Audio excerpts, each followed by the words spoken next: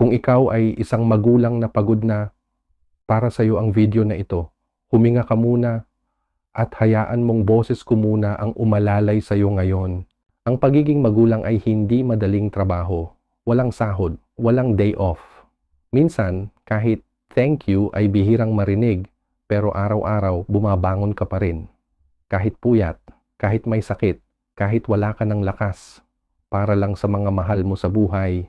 Oo, nakakapagod, pagod sa pisikal, sa walang katapusang gawain sa bahay, pagod sa emosyon, sa pag-iintindi ng pamilya, sa pagtitimpi, sa pagbibigay kahit wala nang natitira sa sarili. At minsan, pagod na rin ang puso. Yung tipong nagtataka ka na, hanggang kailan ako magiging sapat? Kailan naman ako iintindihin? Pero ito ang gusto kong ipaalala sa iyo. Ang pagod mo ay hindi kawalan. Ang pagod mo ay patunay na mahal mo sila. Kung iniisip mong walang nakakapansin, kung iniisip mong wala kang silbi, kung nararamdaman mong nawawala na ang sarili mong pagkatao dahil sa dami ng responsibilidad, tandaan mo ito, mahalagang mahalaga ka. Hindi mo man marinig araw-araw, pero ikaw ang pundasyon ng tahanan. Ikaw ang ilaw sa dilim. Ikaw ang unang tinatakbuhan kapag may sugat, kapag may problema, kapag may kailangan.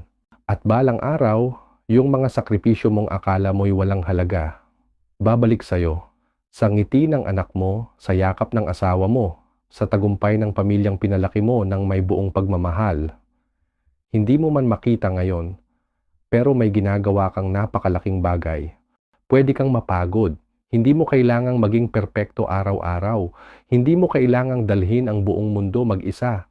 Magpahinga ka rin. Hindi ka robot. Isa kang tao na may puso, damdamin at pangangailangan. Hindi selfish ang magpahinga. Hindi kasalanan ang alagaan ang sarili mo. Kahit simpleng sandali ng katahimikan, kahit konting tulog, kahit isang tasa ng kape habang tahimik ang paligid, minsan sapat na yun para makabangon ulit. Kaya yakapin mo rin ang sarili mo. Pasalamatan mo rin ang sarili mo. Kasi sa kabila ng lahat, nandyan ka pa rin, hindi ka sumusuko.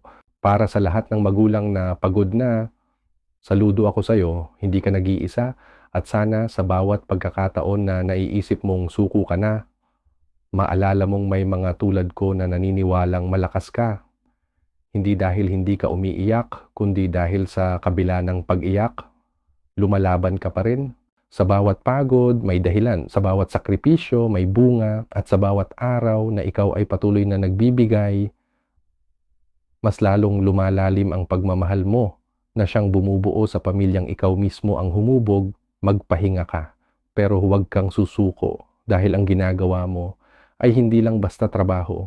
Ito ay pagmamahal na walang kapalit at walang sinuman ang kayang pantayan ang puso ng isang tunay na magulang. Kung nakatulong sa iyo ang video na ito, paki-like at paki-share para maabot pa ang ibang magulang na kailangan din ng kaunting lakas ngayon. Ito ang tinig ng kaalaman at payo, boses ng pag-aaruga para sa bawat pusong may malasakit. Hanggang sa muli.